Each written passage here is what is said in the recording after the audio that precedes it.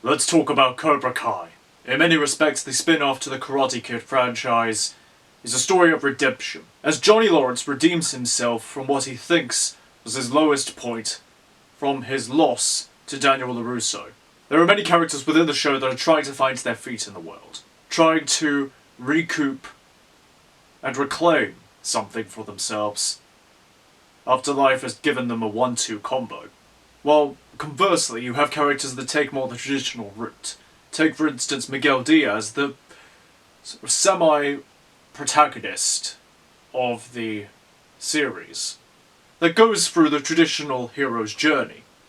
But then you have his early rival turned brother character, Robby Keen. And he is a character I personally find more relatable, because he is a character who routinely gets knocked down and has to put himself back together, has to keep moving forward. Despite being the character with probably the most natural ability, he is still the character that finds himself on the short end of the stick. During the tournaments in Season 1 and 4, he is the one that gets to the final, but still loses.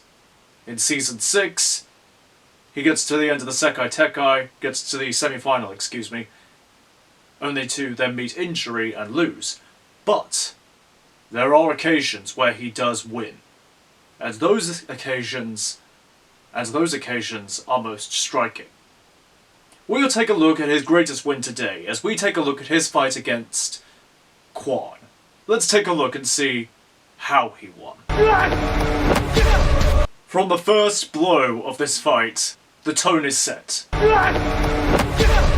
That immediately tells us exactly how this fight is going to go. That everything that Kwon has, Robby has an answer for. It's about time. Let's see what you got. Kwon has been Robby's rival throughout Season 6 up to this point, and he is the personification of hubris.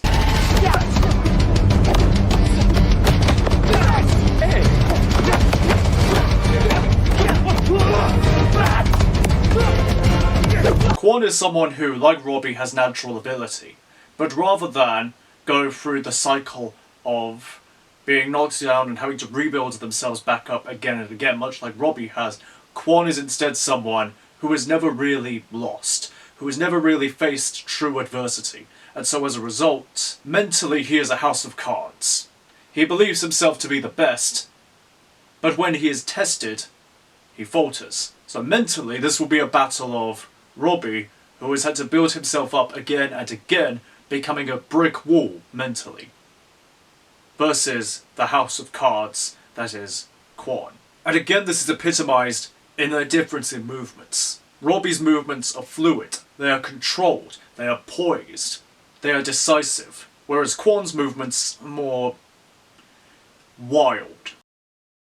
He puts 100% of his power into his attacks.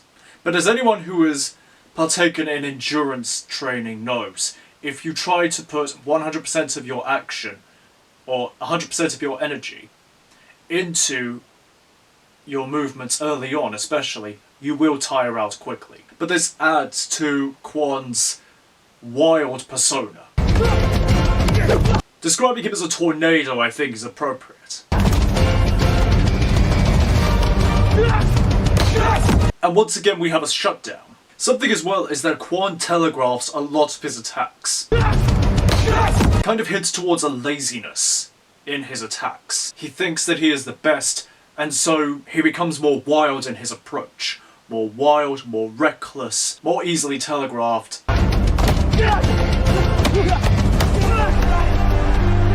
Whereas Robby, more controlled, more disciplined, and promptly is able to shut down his attacks. At an excellent moment of hubris, he is given the opportunity to tag someone else in this bout. But he doesn't, because he has been challenged, and he has to win. Only for him to again be shut down again and again.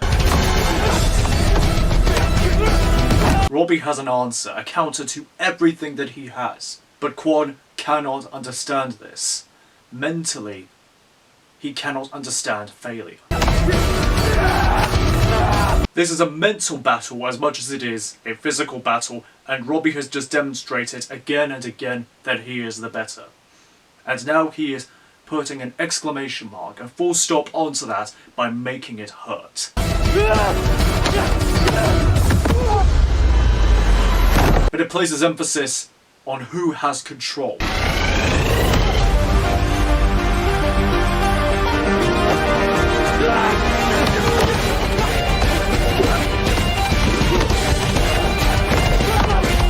And Kwon is much more loose on his feet by this point. One questions whether this is due to fatigue or due to sheer mental discombobulation.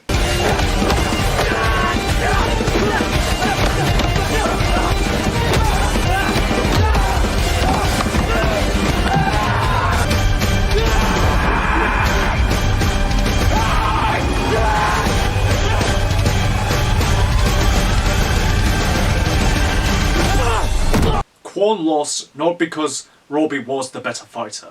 Kwon lost because Robby was more put together mentally. Kwon's story reminds me of stories of the overachieving kids. Overachievers, the smart kids, as they grow older, as they have to face actual challenges in life, falter, mentally check out, or self-destruct.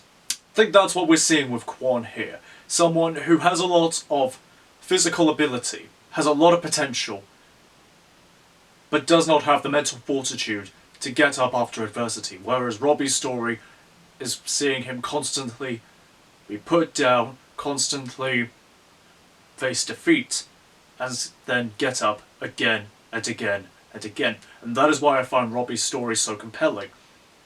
He's a lot like Rocky Balboa in that sense. A character who takes hits again and again and yet keeps coming back for more.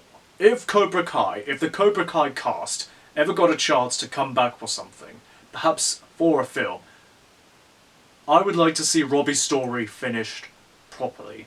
As that would look like him actually getting a win, getting his Rocky 2 moment. Arguably this was his Rocky 2 moment, but we really need to see Robby become the champion. Perhaps that is idle, wishful thinking, or perhaps it could happen at some point or another. Like and subscribe if you made it to the end of the video, and be sure to check out last week's video, where we looked at Fist of Fury. I'll see you next time.